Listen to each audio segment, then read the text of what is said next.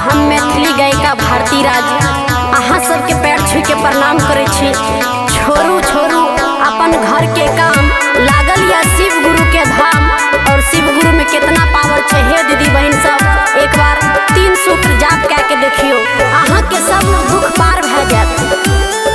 हाँ हे शिव के शिव चर्चा करबा, सासु गोतनी सब कोई बोलबै पूजन के बेरिया। हे दीदी बहन सब चला शिव गुरु का धाम लागल छै।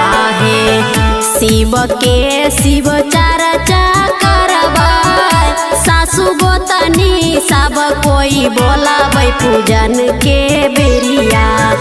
होई जैथिन शिव गुरु सहैया पूजन के बेरिया।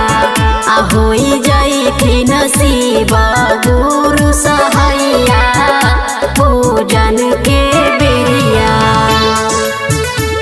पूजन के बेरिया, पूजन के बेरिया। होई जैथिन शिव गुरु सहैया पूजन के बेरिया। 3 सूत्र जाप शिवाय रटबै पूजन के बेरिया। हे दीदी बहन चलू ने बड़ भीड़ लागल छै।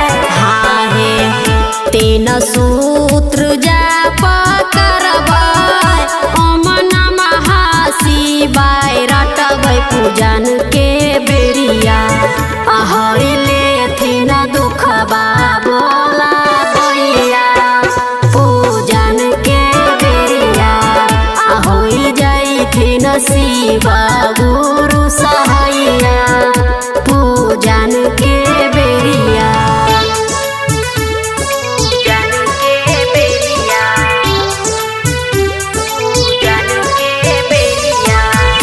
होई जैथिन शिव गुरु सहैया पूजन के बेरिया। पाना फूल प्रसादी चढ़ैबा, मिल के सब आरती करबै पूजन के बेरिया। हे दीदी बहन चलू ने लेटिया करे छियै। हाँ हे पान फूल प्रसादी चढ़ैबै, मिल के सब आरती करबै पूजन के बेरिया। ऐथिन भारती